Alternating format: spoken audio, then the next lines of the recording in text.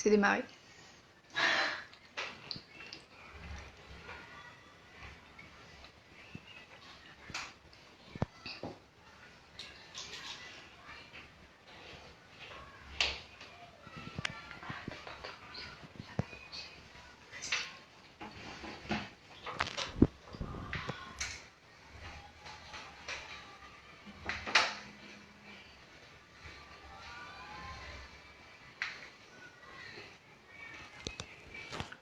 Petite modification.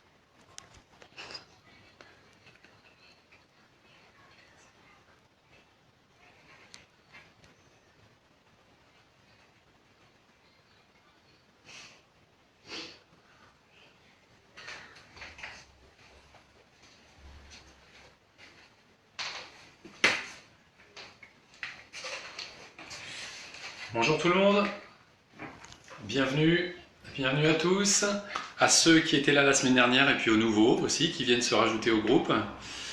Donc on est reparti pour un nouveau cours de dessin. La semaine dernière nous avions vu comment dessiner les visages de face, légèrement de côté aussi. Donc j'étais parti sur une technique assez simple pour vous expliquer tout ça. Le thème de la séance d'aujourd'hui, ça va être dessiner le corps. Comment proportionner les différentes parties du corps pour que le corps du personnage en fait ait une allure cohérente. Alors, évidemment, on a affaire, comme la semaine dernière, à une vidéo live, donc ça veut dire que vous pouvez interagir. Je vous encourage vraiment à laisser des commentaires, à liker aussi la vidéo, ça permet de voir que vous êtes là, ça me permet d'avoir une idée aussi du nombre de personnes qui sont présentes. Et quand tu auras des questions, ne soyez pas surpris, je risque de m'interrompre pendant le cours qui va durer à peu près 45 minutes pour essayer de répondre à un maximum de questions ou de sollicitations. Donc si je m'absente ou si j'interromps le cours quelques secondes, ce sera sûrement pour répondre aux commentaires. Alors, la semaine dernière, le concept que je vous avais proposé, il portait sur l'usage de deux craies pour moi, une craie bleue et une craie marron. Pourquoi? Parce que la craie marron, quand je vais l'utiliser, il s'agira de traits préparatoires, les traits de base de notre dessin. Vous vous souvenez? Ici, par exemple, sur le cas de Tintin, alors la semaine dernière, c'était pas Tintin, mais c'était Gaston Lagaffe et Astérix qu'on avait utilisé. Cette fois-ci, je vais passer à Tintin. On voit bien que sur le visage de Tintin, on a quelques traits marrons, qui sont des traits préparatoires, qui sont moins visibles que les traits bleus. Et ensuite, je repasse avec ma craie bleue pour les traits définitifs. Vous, ça va être un peu la même chose. Donc, je vais un peu me répéter pour ceux qui ont vu ou qui ont assisté à la vidéo de la semaine dernière, mais pour les nouveaux, je leur dis, quand j'utilise ma craie marron, et donc que je fais des traits de base, des traits préparatoires, vous, ça va vous obliger en fait à ne pas appuyer très fort avec votre crayon de bois. Ou alors à utiliser un crayon de bois sec, donc de type 4H, 2H ou H. Et quand j'utilise la craie bleue, ça veut dire que là je commence à dessiner les traits définitifs. Là vous pouvez utiliser un crayon de bois de type HB, B, 2B ou 4B. Puisque là on va essayer de marquer les traits un petit peu plus fortement. Donc voilà la logique, je vais réutiliser la même chose que la semaine dernière, donc ma craie marron et ma craie bleue. Donc on va redessiner Bob comme la semaine dernière. Il va nous servir de modèle un petit peu. Donc ça va être le modèle d'enfant, on va dire. Et Tintin va nous accompagner aussi cette fois-ci. Lui, ce sera plutôt le modèle adulte. Alors, je vais attendre encore quelques secondes, quelques minutes avant de commencer, histoire que tout le monde arrive. J'en profite pour me représenter pour ceux qui ne me connaissent pas encore. Donc, je m'appelle Thomas Bréveret, je suis illustrateur. Et puis je réalise des albums pour enfants. Vous pourrez retrouver sur ma page Facebook les références des albums que je réalise en auto-édition principalement. Donc, je vais juste vérifier combien de personnes sont connectées pour savoir si on démarre tout de suite ou pas.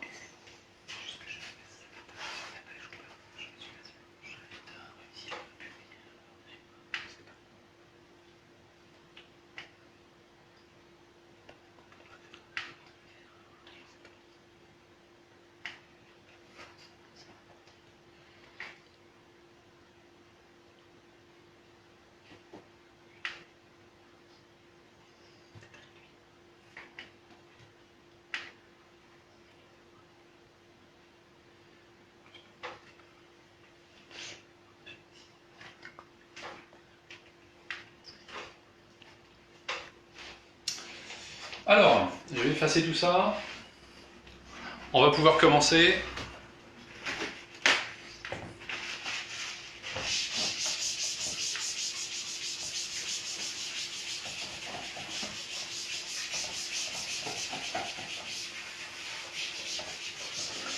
Comme Tintin va nous accompagner aujourd'hui, je vais commencer par un petit rappel de ce qu'on a vu la semaine dernière pour dessiner simplement le visage de Tintin de face et de semi-profil. Donc on va commencer avec la craie marron pour moi, donc un crayon sec pour vous, par dessiner un ovale, voilà comme ça, et on va même en dessiner deux, puisqu'on va dessiner Tintin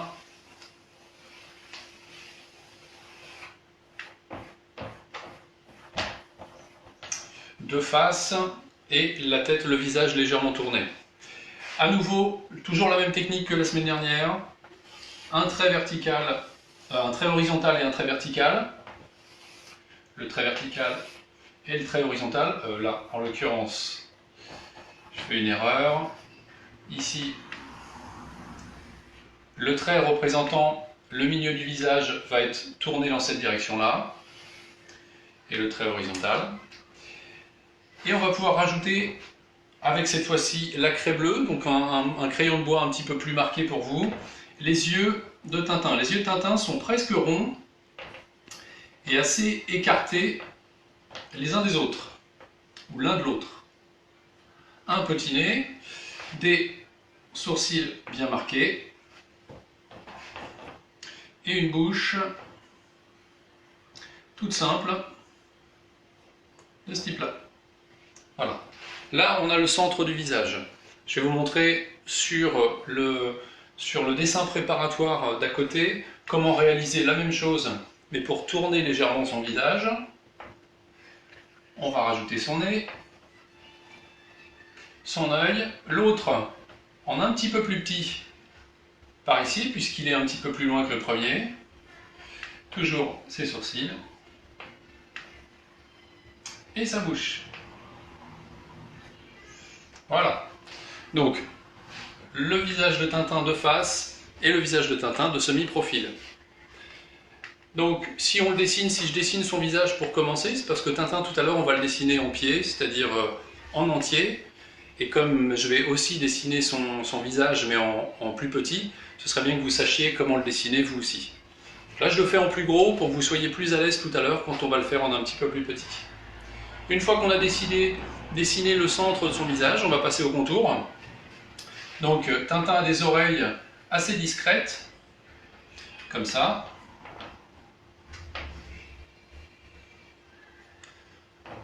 Ok. Il a sa fameuse houppette ici, et qui vient rejoindre ses oreilles, tout simplement. Et on finit le contour de son visage. Ici, c'est la même logique. On va dessiner son oreille ici. Voilà. Sa houppette qui est sur la trajectoire de l'axe vertical de son visage.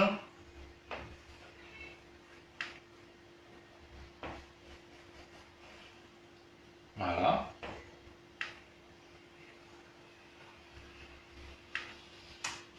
Cette fois-ci, on ne va pas terminer le contour de son visage, puisque là, en fait, on veut matérialiser le menton du personnage.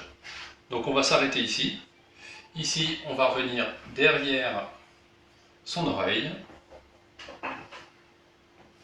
Voilà. Et à partir de là, on va avoir un trait qui représente le début du cou. Et à partir de là, je ne sais pas si vous vous souvenez, il est toujours à peu près habillé de la même façon, c'est-à-dire avec son petit col qui dépasse de son pull. Et ici, c'est la même chose.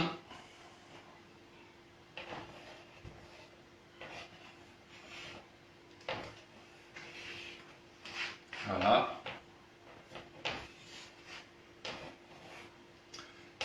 Et ici, son épaule qui dépasse. Ok. Donc voilà la technique, une technique assez simple pour pouvoir dessiner le visage de Tintin. Tout à l'heure, on va le redessiner en plus petit. Et au moins, vous avez les bases pour réussir à le redessiner. Je laisse le dessin encore quelques secondes avant de l'effacer. Et on va passer ensuite aux proportions pour réaliser des corps en entier.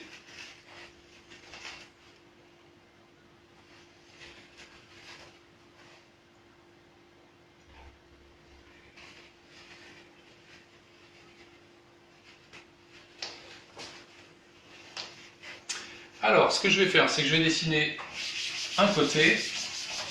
Je vais effacer un côté, pardon.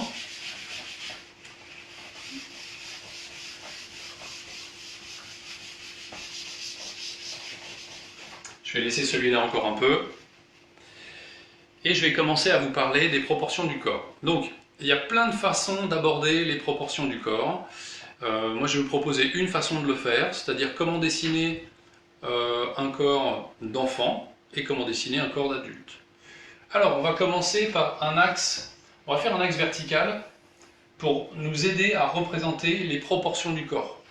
Comme on va commencer par un enfant, alors on va dessiner Bob pour ceux qui ont assisté au cours de la semaine dernière. Bob, c'est un petit personnage que j'ai inventé pour l'occasion. Donc, Bob, c'est un enfant, un jeune enfant.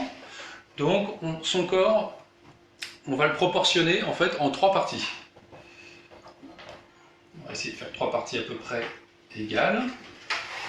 Cette partie-là va représenter sa tête, celle-ci va représenter son buste, et celle-ci va représenter ses jambes.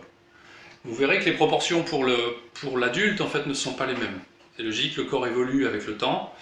Donc là, on va utiliser cette échelle graduée pour réussir à proportionner le corps. Dans un premier temps, on va représenter la tête d'une façon très symbolique. Alors c'est un trait préparatoire. Donc comme c'est un trait préparatoire, je suis censé utiliser ma craie marron. Vous y allez très doucement avec votre crayon de bois pour les premières étapes. Donc ça représente la tête, et vous voyez bien que ma tête tient sur le premier tiers de mon échelle graduée. Ensuite, ce qu'on va représenter, c'est les épaules de notre personnage. Les épaules sont importantes parce que de part et d'autre des épaules, on trouve les bras. Donc il faut matérialiser les épaules pour réussir à placer les bras correctement. Les épaules d'un enfant sont petites, ne sont pas très larges. Donc on va les représenter tout simplement par un rectangle beaucoup moins large que la largeur de la tête. On va représenter ensuite sa colonne vertébrale. À la hauteur de cette graduation, on va représenter les hanches de notre personnage. Toujours en utilisant un rectangle, comme les épaules. Ensuite, on va pouvoir, jusqu'au pied de notre échelle graduée, dessiner les jambes, qui partent des 2 extrémités, pas tout à fait l'extrémité, mais en tout cas des 2 côtés des hanches. Et on va représenter, dans un premier temps, de façon très schématique, les pieds. On va matérialiser l'articulation du genou par des petits ronds, super important pour mettre en mouvement les personnages, vous verrez tout à l'heure. Et on va faire la même chose avec les bras. Donc, du côté des bras, du côté du rectangle qui représente les épaules, on va faire partir un bras avec une main, un autre bras avec une main. Alors, j'ai fait un bras pas tout à fait de la même longueur que le premier, donc je le refais. Voilà. Donc voilà une proposition pour réussir à proportionner le corps d'un enfant. Ce qui est intéressant, c'est que si on commence toujours par cette façon de dessiner, on va pouvoir utiliser ce squelette, pour le coup, pour mettre en mouvement notre personnage aussi. Alors, une fois qu'on a dessiné le squelette, on me pose souvent la question, bah oui, c'est sympa de dessiner un squelette, mais il faut quand même pouvoir dessiner notre personnage. Alors vous allez voir que c'est assez simple d'utiliser un squelette comme ça pour finir notre personnage. Donc je vais repartir de Bob. Bob, il utilise les mêmes traits préparatoires que ceux qu'on a vus la semaine dernière. Donc un axe horizontal et un axe vertical, tout comme Tintin, comme tout à l'heure. Sauf que lui, il va avoir, et là je vais commencer à utiliser ma craie bleue, lui, il va avoir des grandes oreilles.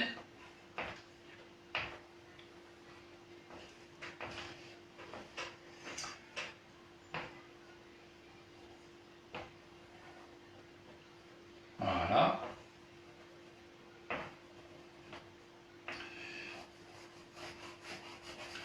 Et des cheveux ébouriffés. Voilà, et je termine son visage par le menton. Là, c'était Bob. Donc je vous laisse quelques secondes pour terminer les contours de son visage. Et on va pouvoir commencer par le buste. Alors, chez l'enfant, le cou n'est pas très marqué. C'est un peu comme si la tête était posée sur les épaules directement. Donc, je ne vais pas matérialiser le cou du personnage, mais on va commencer en fait assez directement par le col de son t-shirt en fait. On va le matérialiser en dessous et on va pouvoir commencer directement par les manches de son t-shirt. Vous voyez, ça choque pas vraiment en fait de ne pas représenter son cou. Une fois qu'on a fait les manches, on finit le t-shirt jusqu'à la limite de ses hanches. Vous voyez, c'est très simple, on n'a pas besoin de rentrer dans le détail du t-shirt, des coutures ou des plis ou ce genre de choses. On peut éventuellement rajouter un petit mouvement sur le t-shirt pour montrer que le t-shirt il est pas complètement droit. Et pour l'instant, c'est assez simple. Je vais lui dessiner un Bermuda par exemple.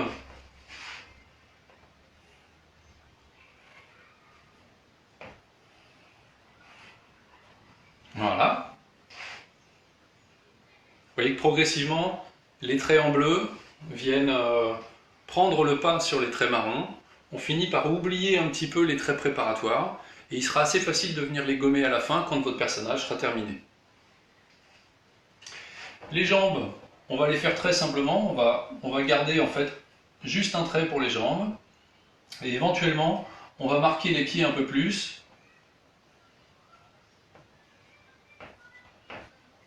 Faire comme s'il portait des baskets par exemple. Voilà. Voilà, donc là, la tête, le buste, les jambes, les pieds, il va nous rester les bras à faire. Donc les bras, c'est pareil, on va les faire très simplement.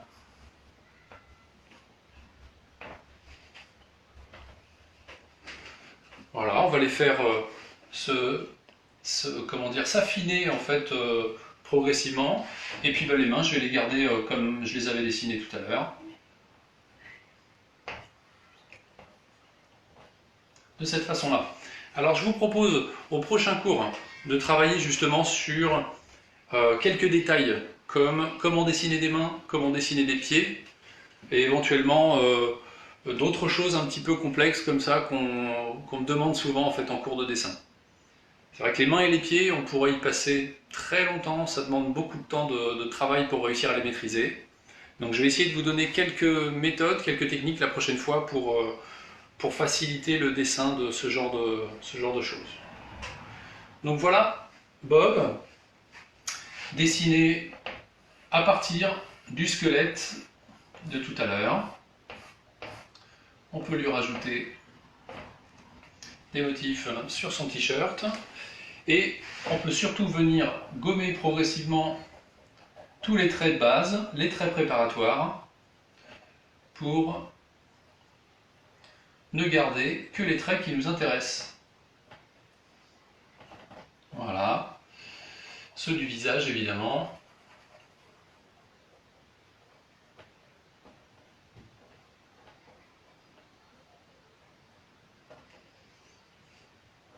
Et voilà. Donc, on a utilisé une échelle 3/3 pour réussir à faire, Bob.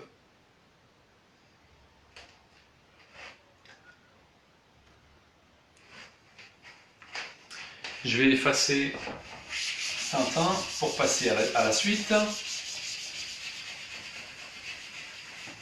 Je vais laisser Bob de face pendant que je vous montre comment le dessiner de semi-profil.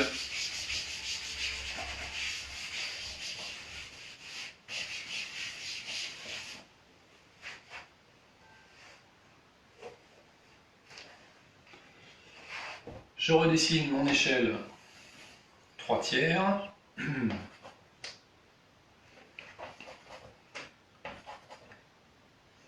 Qui va me servir de base pour réussir à refaire Bob dans les mêmes proportions.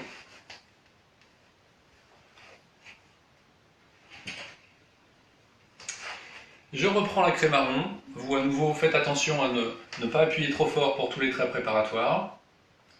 Je vais commencer par sa tête. Et cette fois-ci, le trait vertical qui était comme ça tout à l'heure est remplacé par un trait incurvé. À nouveau, on va le faire regarder dans cette direction-là.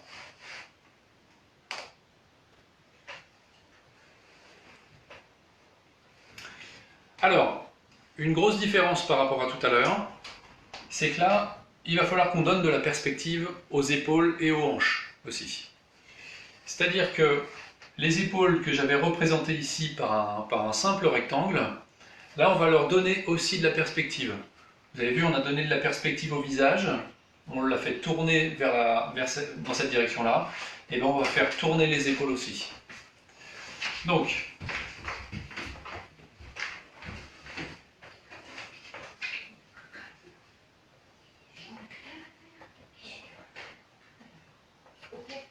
voilà, donc on voit que cette fameuse forme rectangulaire, si on la tourne un petit peu, eh bien on commence à voir le côté de cette forme rectangulaire. C'est donc comme une forme en 3 dimensions qu'on a tourné légèrement sur le côté pour en voir le côté. Comme si on avait un dé de face. Si le dé, on le tourne un peu, et bien ce dé, forcément, il va laisser apparaître une face supplémentaire.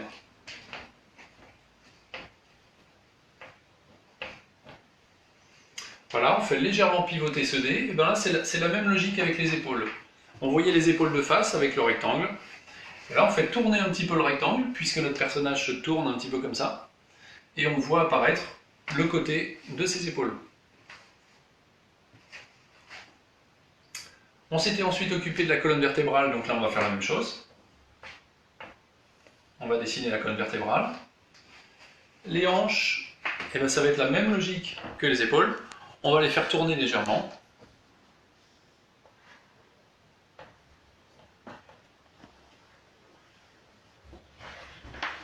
Voilà. Donc ces hanches vont être elles aussi tournées un tout petit peu vers la droite.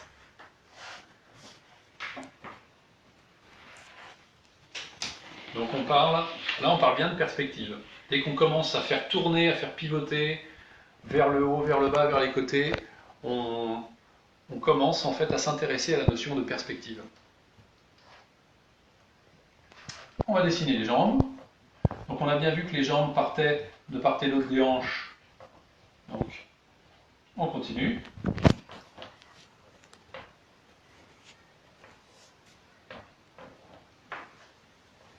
J'ai fait le deuxième pied un tout petit peu plus petit que le premier, puis on voit bien qu'il est un petit peu derrière. Il n'est pas complètement caché par le premier pied, mais il est un petit peu derrière. Et on va faire descendre le bras avec l'articulation et le deuxième bras avec l'avant. Voilà. Donc le squelette de Bob tout à l'heure de face, le squelette a été déplacé légèrement, pivoté légèrement sur la droite. Donc cette logique-là, évidemment, on peut la reporter dans l'autre sens, on aurait pu le faire tourner dans l'autre sens, on aurait pu même le mettre complètement de profil, la logique est exactement la même. Et là, il n'y a plus de limite en fait en tout cas sur la rotation de votre personnage. Pour l'instant, je vous montre juste comment le faire tourner, le personnage. Tout à l'heure, je vais vous montrer comment le faire bouger, c'est-à-dire bouger les bras, bouger les jambes, bouger la colonne vertébrale et le mettre dans des positions très diverses. Alors, je vais reprendre ma craie bleue.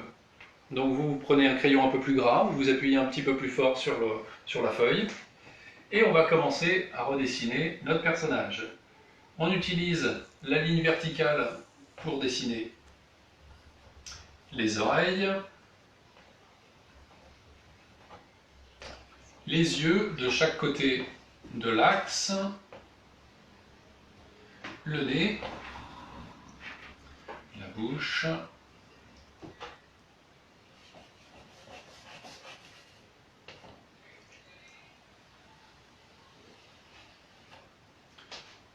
voilà.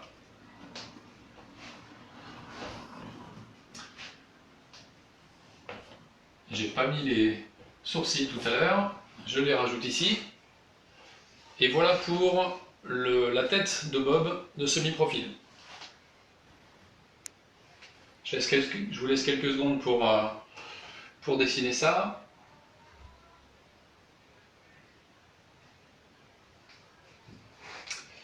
Alors, c'est parti pour le buste.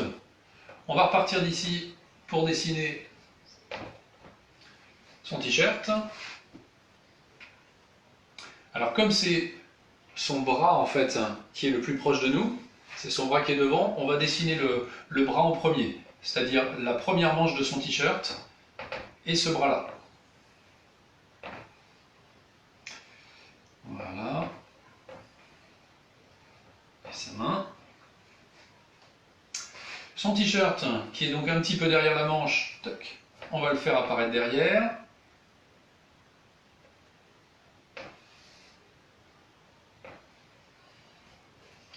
Voilà, on fait apparaître la deuxième manche derrière et son bras. Alors son bras que je ne fais pas tout à fait dans le même axe, je vais essayer de le refaire dans le même axe que tout à l'heure. Voilà. Son t-shirt, j'ai intérêt à le faire un petit peu plus large. Voilà. Il avait un t-shirt rayé, donc on lui refait des rayures.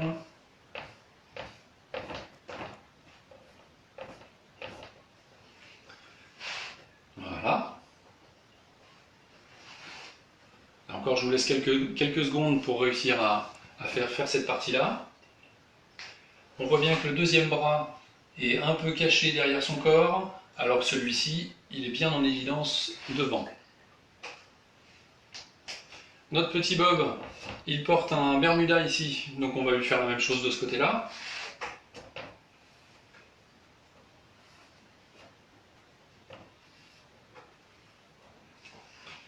Voilà.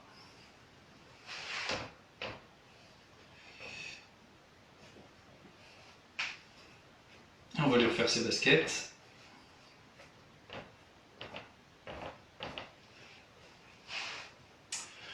On peut même rajouter un petit peu d'ombre au pied du personnage. Ça rajoute un petit détail supplémentaire intéressant. Donc voilà pour Bob, de semi-profil. Voilà comment on peut jouer sur les perspectives pour faire tourner en fait les personnages. Seulement ça suffit pas quand on veut commencer à raconter des histoires, quand on veut commencer à faire des dessins un petit peu rigolos. Donc maintenant que je vous ai montré ça, je vais vous montrer comment mettre en mouvement le personnage. Et puis quand on aura vu ça, quand on aura fini avec Bob, je vous montrerai les proportions pour les adultes.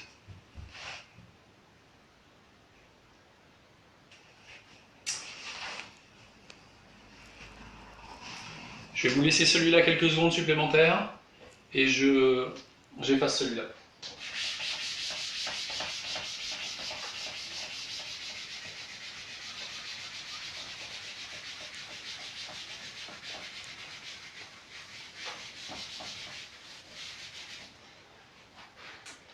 Alors, on va imaginer Bob, par exemple, qui qui descend un toboggan à toute vitesse et qui se retrouve projeté dans les airs. Donc c'est une position qui n'est pas forcément facile à réaliser, mais quand on la décompose grâce au squelette de Bob, on va voir que c'est nettement plus simple. Le problème, c'est que là je ne vais pas pouvoir dessiner la règle graduée. La règle graduée, elle est très bien quand le personnage il est debout. Quand le personnage est dans une position un peu bizarre, forcément c'est plus difficile à utiliser. Je vais quand même vous montrer par exemple un squelette tout bête. Si Bob est par exemple en train de faire coucou, tout simplement. Donc là, on va utiliser la craie marron. Les épaules de Bob vont être légèrement inclinées, puisqu'il y a un bras qui va être levé en l'air. Vous voyez que quand je lève le bras, mes épaules s'inclinent. Sa colonne vertébrale va suivre un petit peu le mouvement de ses épaules. Si ses épaules s'inclinent, la colonne vertébrale va s'incurver. Je vais dessiner les hanches, cette fois-ci, inclinées dans l'autre sens, puisqu'elle aussi, elle s'adapte au mouvement de la colonne vertébrale. Je vais dessiner une jambe toute droite, et pourquoi pas une jambe en l'air, comme ça, qui vient rééquilibrer en fait le corps du personnage. Ce serait plutôt comme ça en fait. Donc on a un bras qui part d'ici pour faire coucou, et un autre qui est comme ça. Donc vous voyez, je vais finir mon squelette avec les articulations. Ici on a une articulation, là aussi. Ici on a sa main. Et ici on a sa main qui fait coucou. Et on peut imaginer sa tête qui est comme ça.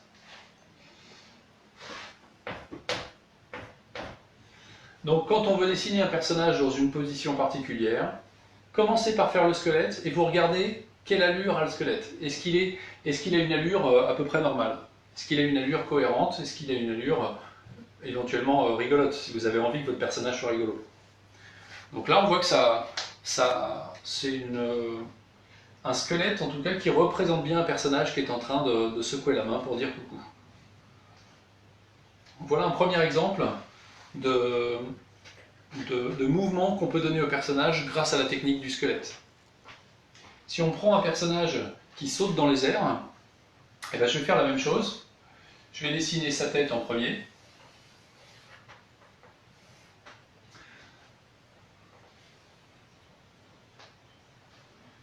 Ensuite, je vais l'imaginer en fait en train de sauter dans les airs dans cette direction-là. Je refais les épaules tourner, pivoter dans l'autre sens, pivoter dans cette direction-là. La colonne vertébrale qui fait une courbe, parce qu'on l'imagine avec les jambes qui partent en l'air comme ça. Les hanches comme ça. Et les jambes qui partent comme ça. Avec les bras, un bras comme ça, et puis un autre qui est derrière, qui est caché derrière. Donc en fait on a une main comme ça là, et on a l'autre main derrière, qui est comme ça. Ici on a ses pieds qui sont complètement en l'air. Et voilà. Et ça, on peut l'imaginer en fait. On peut très bien imaginer Bob qui descend d'un toboggan et qui s'envole comme ça dans les airs. Plutôt que de commencer à le dessiner tout de suite avec tous les détails, les yeux, la bouche, les mains, les jambes, même ses vêtements, ce qui risque d'être un petit peu compliqué, eh bien on valide sa position avec le squelette, et ensuite quand le squelette nous convient, on peut commencer à habiller le personnage. Donc, je reprends ma craie bleue, je dessine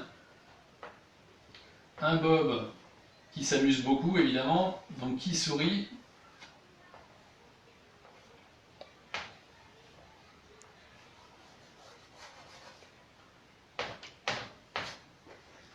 Voilà. Ensuite on va avoir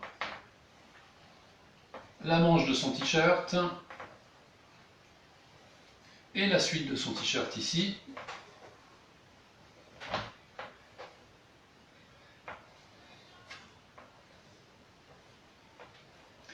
Le début, enfin plutôt la fin de la manche de son deuxième bras. Ah oui, alors j'ai pas fini le contour de son visage. Tac. Voilà. La main ici.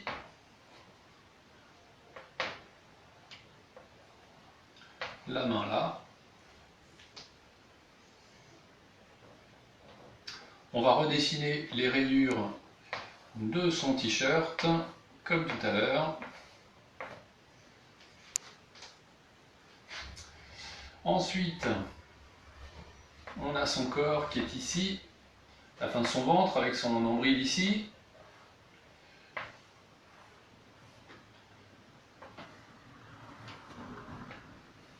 Son Bermuda qui est ici, et ses jambes qui partent en l'air, comme ça, avec ses fameuses petites baskets.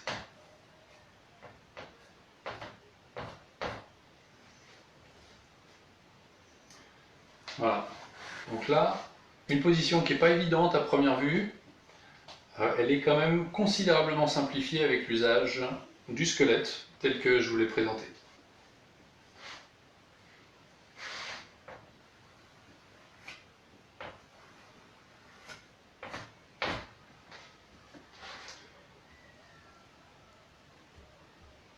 Donc on a vu les proportions du corps pour un enfant et on a vu comment animer son squelette pour réussir à le mettre dans plein de positions différentes.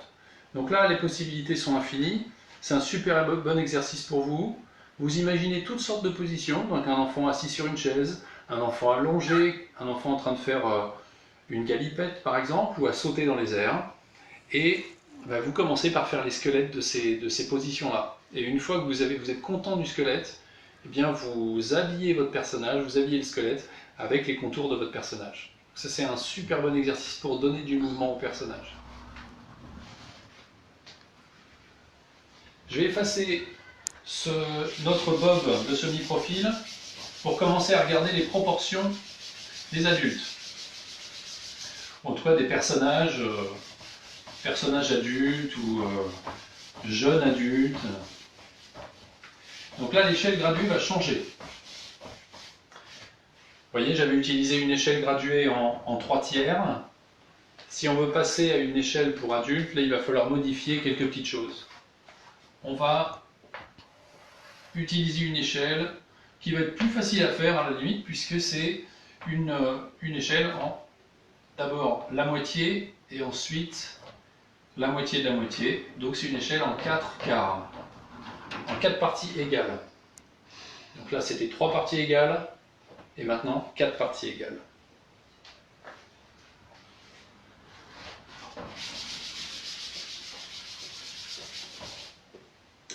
Alors, ici, ce trait-là va représenter en fait le trait des épaules.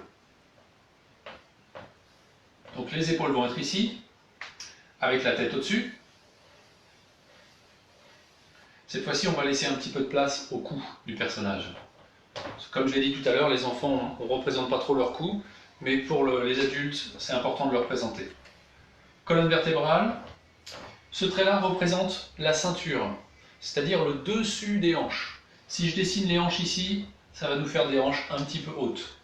Donc c'est en dessous de ce trait-là que je vais représenter les hanches. Voilà. Et en dessous, tout simplement, je vais dessiner les jambes. Ça représente l'articulation des genoux. Et ici, on va rajouter, comme on l'a fait tout à l'heure, les bras. Détail important quand même, les mains descendent toujours plus bas que les hanches. Ça arrive souvent que pour la longueur des bras, vous ne sachiez pas trop où vous arrêter. Je ne peux pas vous donner de détails très précis, d'autant que ça varie suivant les personnes. Mais souvenez-vous que les mains sont toujours plus basses que les hanches. Déjà, ce sera plus naturel. Alors, il ne faut pas que ça descende jusqu'aux genoux quand même. Hein. Mais en tout cas, ici, Ici, vous risquez pas de vous tromper si vous les faites un petit peu plus bas que les hanches du personnage. Donc voilà des proportions tout à fait cohérentes que vous allez retrouver pour énormément de personnages. Regardez par exemple Tintin, justement, on va voir ça tout de suite. Et puis Lucky Luke. Et puis il y en a plein d'autres en bande dessinée. Ils auront tous des proportions assez comparables à celle-ci. Donc, je vais tout de suite vous représenter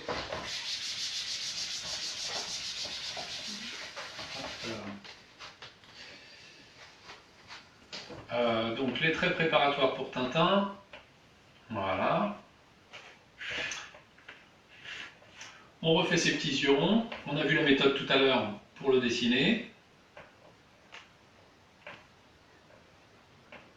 Sa petite bouche.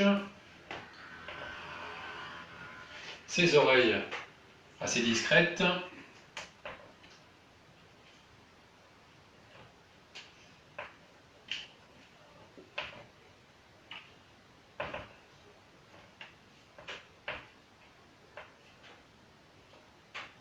Voilà. Voilà pour la tête. Alors Tintin, il a son petit col toujours bien mis.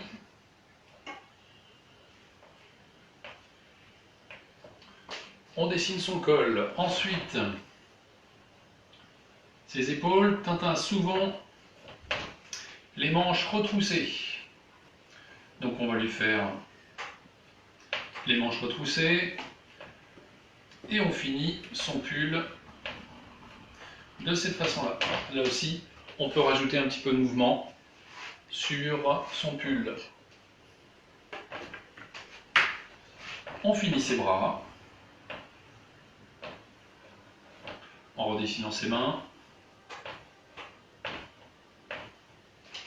Voilà. Et son pantalon, vous savez, c'est un pantalon un petit peu particulier. Toujours un petit peu plus large en bas qu'en haut.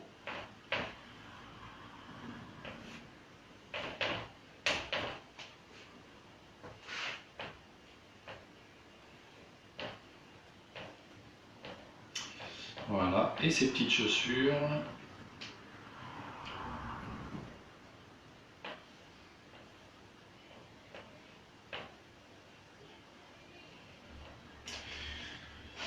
Voilà pour Tintin. En utilisant le squelette, on se rend compte qu'il a une proportion tout à fait cohérente. Il n'est pas très difficile à dessiner, son visage est assez simple à faire. Le fait qu'il ait les manches retroussées, ça aussi c'est quelque chose d'assez facile à réaliser. Et puis son pantalon très caractéristique aussi permet de le reconnaître très facilement. Il nous reste quelques minutes, donc je vais vous représenter Tintin de semi-profil aussi. Alors, on va refaire l'échelle graduée juste à côté.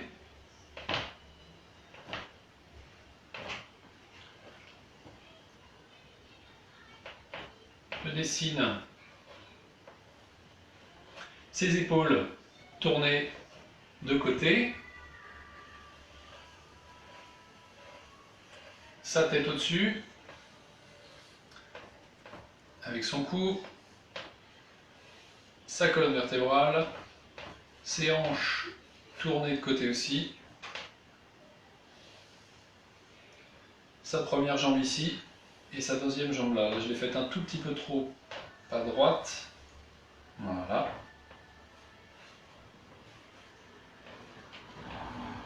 Les genoux sont à la hauteur de ce trait-là. Et comme on l'a dit tout à l'heure, ses mains descendent un peu plus bas que le niveau de ses hanches.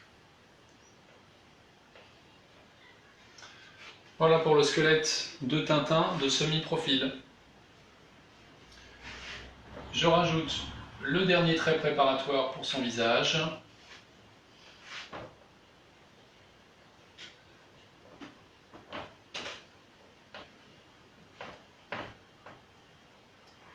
Et c'est parti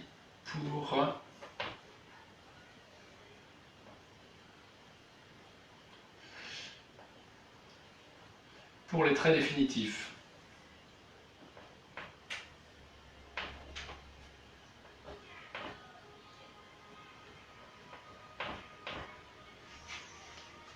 Donc voilà pour sa tête de semi-profil. On va rajouter ses épaules et comme je le disais tout à l'heure, ces manches qui sont toujours ou très souvent retroussées. Voilà. Son bras ici. Ensuite, son pull.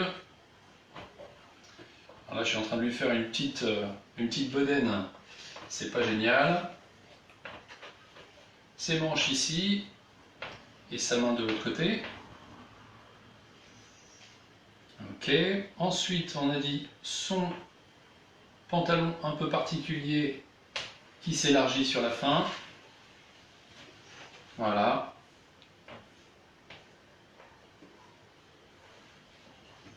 Ses chaussures.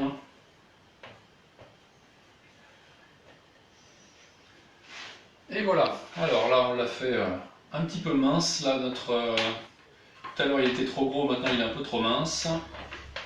Je rectifie un petit peu.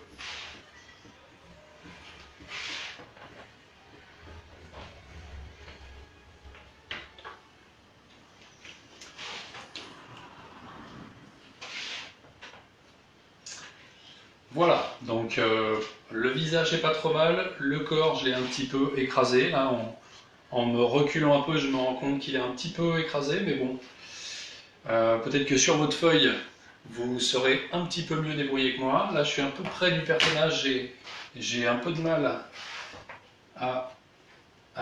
j'ai eu un peu de mal à gérer l'épaisseur de mon personnage. J'espère que cette technique vous a convenu. Donc deux techniques, une technique de proportion et de squelette pour les enfants, une autre pour les adultes, avec Tintin comme modèle. Et puis, meilleur exercice pour vous, faites des personnages dans toutes les positions différentes. Donc amusez-vous bien, merci d'avoir été présent, merci à propriétéprivée.com aussi, et puis on se retrouve la semaine prochaine pour un autre cours. Au revoir.